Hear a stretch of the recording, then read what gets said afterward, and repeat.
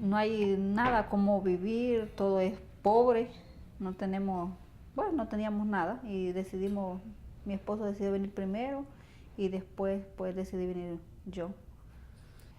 En aquel tiempo aquí en Estados Unidos. Okay. Buenas tardes. Buenas tardes. Originally, my plans were to work here in the U.S., save money to build a house in our country, and then be able to return. But life in my country is very difficult. We wouldn't be able to survive there because of the violence, and there's no work. For those reasons, we decided to send for our son. Tenía 4 años y medio. I left him behind with my mother. He was 4.5 years old. It was very difficult to leave him there. We always stayed in touch by phone. I would call him a few times every week, so I knew how he was doing in school, how he was growing. They sent me photos and videos, and I also sent things to him. Videos and photos, clothes, shoes, money, whatever he needed to be healthy. It was a very difficult decision. We thought about it for a long time. We went back and forth because we were afraid of all of the bad things that could happen along the journey.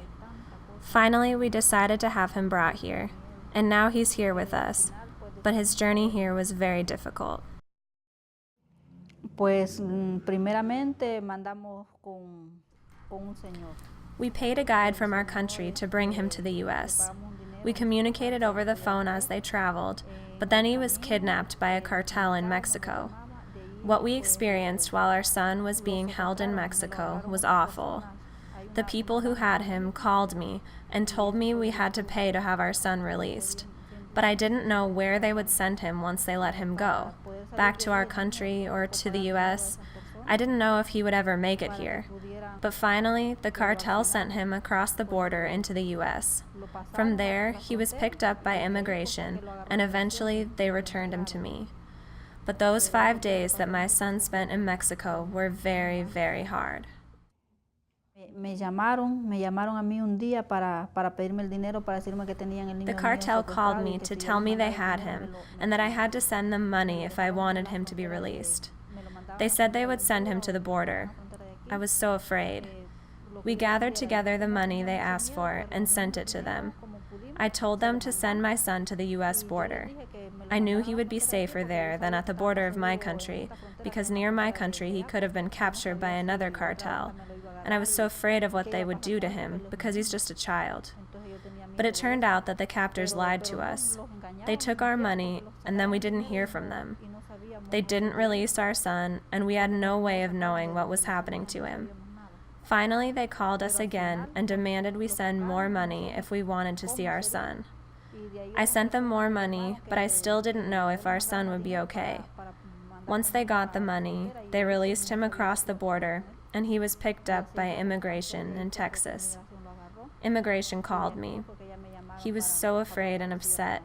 He told us that the cartel members were cruel.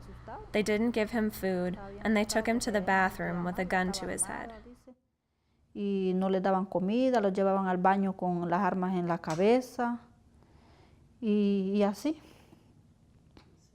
Los costó como $8,000. In total, it cost us about $8,000 or a little more to get our son here.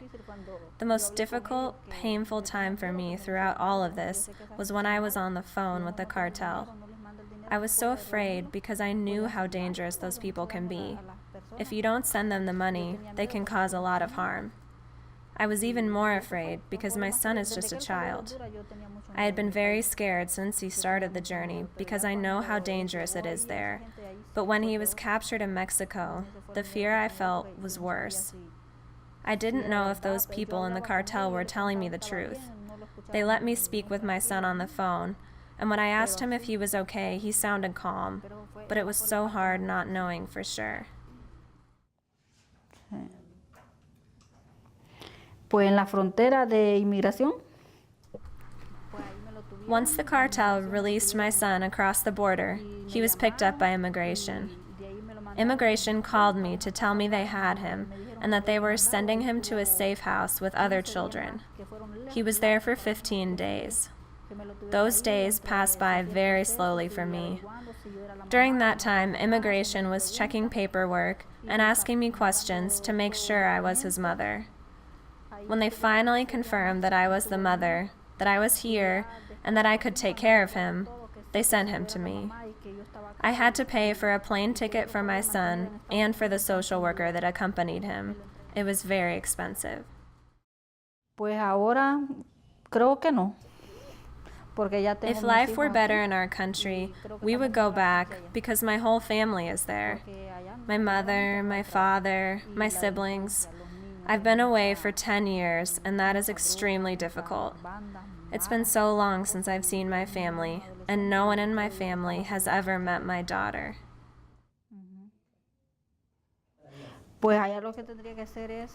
In order to make life in my country better, more jobs need to be created so people can work and earn more money. The daily wage that people in my country earn is only enough to make it through that same day. They are not living wages. If I had had residency or a visa, it would have been a lot easier for me to come here. It would be easier to find work. I would be able to walk around freely, without fear, and have our car insured. I would be able to live like everyone else. I wish immigration laws had been reformed so that we could have obtained papers allowing us to travel or to bring our families here. Now I have my 2 children here, but I also would like to have my mother here. Immigration reform would make a huge difference for us. It would allow us to visit our family and our family to visit us. Podríamos viajar a ver nuestras familias, porque nuestras familias tampoco pueden viajar para acá a vernos a nosotros. It would be my hope that the United States government grant legal status to all of the undocumented people living here. Then everyone could travel freely, and people wouldn't need to be coming here illegally, making dangerous trips.